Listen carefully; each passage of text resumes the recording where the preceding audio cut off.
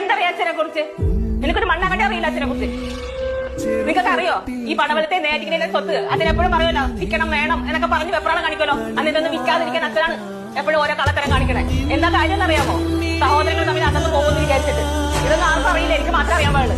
പിന്നെ അവിടെ വീട്ടിൽ ഓരോ സാധനങ്ങൾ തേങ്ങ മാങ്ങ ചക്ക ഇങ്ങനെയുള്ള സാധനങ്ങൾ അവിടെയുള്ള പാവപ്പെട്ടവർക്കൊക്കെ പിറക്കി കൊടുക്കുമ്പോ അതിന് ഒരുപാട് അടികിട്ടിട്ടുണ്ട്. ഏത് പ്രായത്തിലെന്നറിയാമോ?